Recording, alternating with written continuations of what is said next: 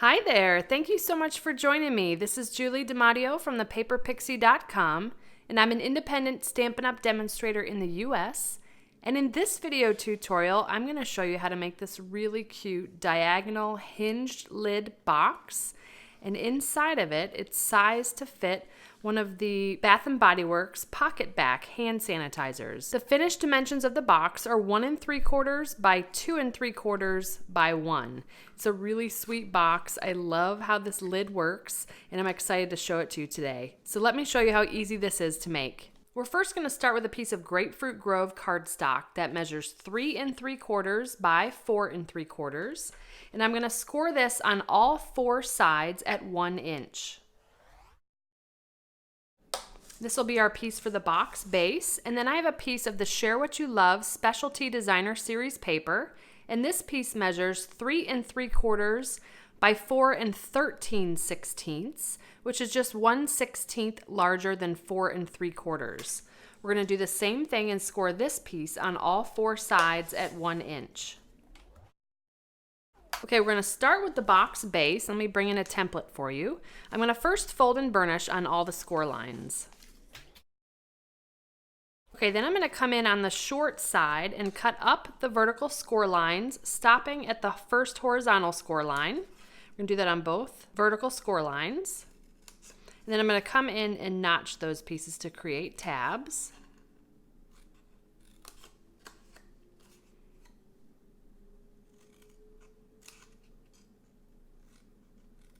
We're going to do the same thing on the opposite short side, cutting up the vertical score lines and then notching those tabs in. All right, so that looks like the template. Then we're going to bring in the Share What You Love Specialty Designer Series paper piece. I'm going to go ahead and fold and burnish on all the score lines. I'm going to bring this template in. So on one of the short sides, we're going to cut it the same way as we did on the Grapefruit Grove piece. So I'm going to cut up the 2 vertical score lines, stopping at that first horizontal, and then come in and notch those tabs. And then the next thing I'm going to do on the opposite short side is I'm actually going to completely remove the outside corner squares. Then I'm going to slightly notch in this section here, like the template. And then we're going to cut on the diagonal from this intersection here diagonally to this horizontal score line. I think you can see that here. There are a couple of different ways that we could do this. We could take a ruler and draw a pencil line and then just hand cut them. You could just eyeball it with your scissors and cut them. Or let me show you what I'm going to do on my paper trimmer. Okay, so I'm going to line up that starting point or that intersection there along the cutting groove of the Stampin' trimmer. And then I'm going to pivot this to that vertical score line. Let me show you on the template really quickly. Okay, so we've lined up this point in the cutting groove. Pretend that this section is cut away. And line up the top section here that we want to cut to in the cutting groove. So it's going to go like this. So let me do that here again.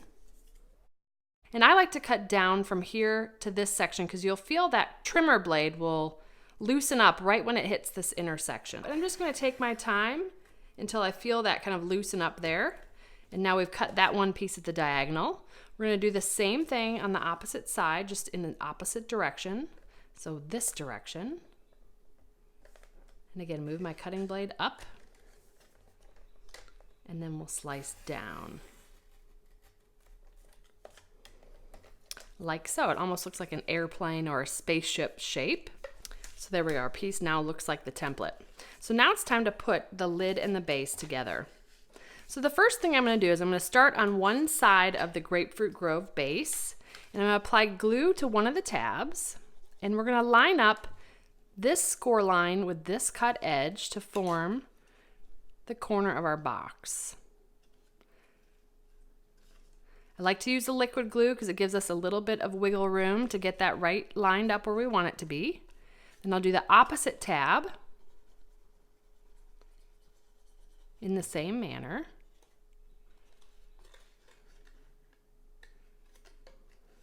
Now you will have a little bit of overlap of the cardstock inside, but that's okay. If that bothers you, you can certainly trim away a little bit from those tabs.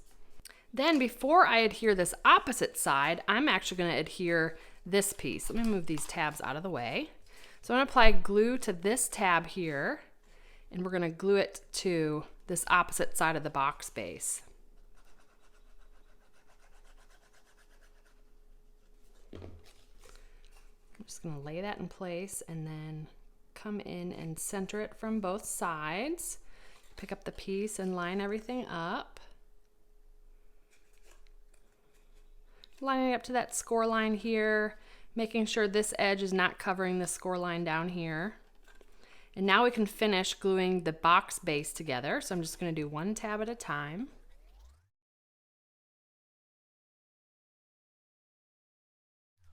And now we've started to create that hinged lid there. See? Now what we can do is in the same manner, we're going to glue these tabs to this piece. Again, score line meeting up with the cut line. And this is going to create the box lid.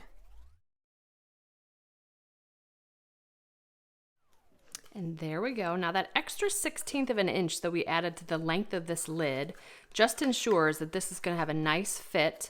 There won't be any pulling of the cardstock on this end, and it just fits much nicer. Now you could certainly cut both of these pieces to the same size, but you'll notice when you go to close the lid that you're going to have a little bit of pulling of this cardstock here. I just thought that gave it a little bit of a nicer finish, that extra 1/16 of an inch.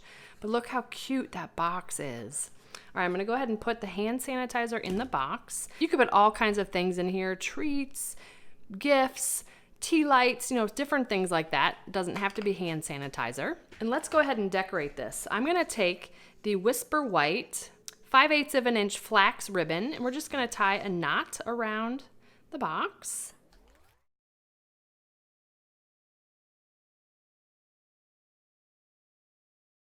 And then we're going to do a little bit of stamping with the Retiring Wood Words stamp set and the sentiment thank you. We're going to cut it out using the wood crate framelits and this tag cut out here. I'm going to stamp that in Grapefruit Grove onto Whisper White. And then we're going to die cut that using the Big Shot. We've got this cute little tag here. Bring our treat box back. I'm going to use some Whisper White Baker's Twine.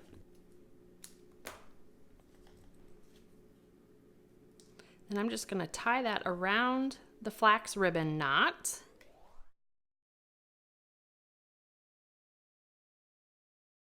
I'm just going to hide that knot on the back side of the ribbon. Then I'm just going to add a little Grapefruit Grove pearl from the Share What You Love Artisan Pearls. And there you go, voila, this super cute diagonal hinged lid box, sized to fit a pocket back hand sanitizer from Bath & Body Works, but can fit so many other treats. And I just love the look of that diagonal side there. So thank you so much for joining me. If you enjoyed this video, please give me a thumbs up and subscribe to my channel so you don't miss my next video. If you're interested in purchasing any of the Stampin' Up! Products I used today, they'll be linked in the description. And I'll also include a link to my detailed blog post with all project measurements, details, and a picture of the template. I'd love to have you come visit me at thepaperpixie.com where I post projects every weekday to inspire you. I have options to subscribe to both my monthly newsletter as well as my daily blog updates, and I'd love to welcome you as a new subscriber. You can shop with me anytime at thepaperpixie.com/shop. And if you're interested in a discount on your Stampin' Up! Purchases, the starter kit is the ultimate bundle, and I'd love to welcome you to my team of Paper Pixies. You can purchase the starter kit at thepaperpixie.com/join. If you don't already have a demonstrator and you'd like a complimentary copy of one of our catalogs, you can submit a catalog request at thepaperpixie.com/catalogs. If you give this project a try, I'd love to see what you made, so feel free to share it on social media with the hashtag #PaperPixie. And I'll be sure to check it out. Thanks again for watching. I hope you have a wonderful and blessed day. Take care. Bye.